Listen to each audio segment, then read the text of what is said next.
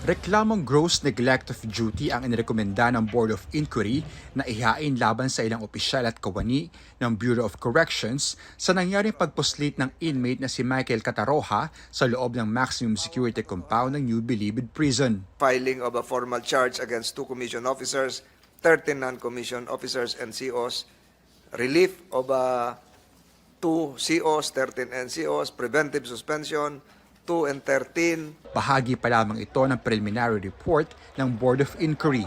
Kung may reklamong kriminal rin bang isasampa, maaari po, depende na po sa, hindi ko na po pinapangunahan ng magiging final report ni General Pereira, who is the chairman of the Board of Inquiry. inusisa sa pagdinig sa Senado kung gumamit ba ng under-vehicle inspection mirror o salamin ang mga naka-duty na prison guards para inspeksyonin ang mga sasakyang papalabas ng Bilibid. Gate ni Cataroha, wala siyang nakita.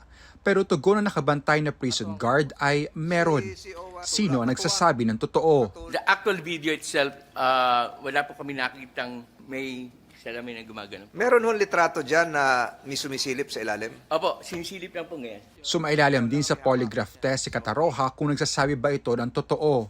The results of the polygraph tungkol kay Michael Cataroha, no specific reactions indicative of deception. Nasilip din na pagluwag sa seguridad sa Bilibid nang tanggalin ni Katapang ang 700 na tao na dala ni dating Bucor Chief Gerald Bantag mula BJMP. 300 lang daw kasi ang pinalit.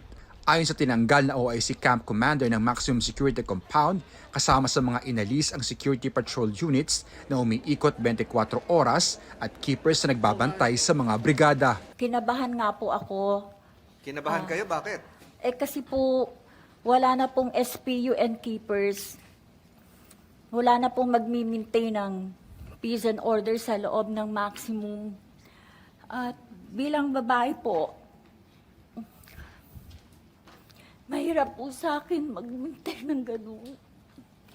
So, kinakausap ko po lagi yung commander of the guards. Samantala, kinumpirma ng mga eksperto mula UP na walang human remains na nakita sa septic tank sa loob ng Bilibid. Una nang sinabi ni Katapang na walang mass grave sa kulungan. Pero para kay Senador Robin Padilla, mas dapat tutukan ang ibang septic tanks kaysa sa kaso ni Cataroha na para sa kanya ay wala ng patutunguhan. Yan po ay matagal ng usap-usapan sa Bilibid yan.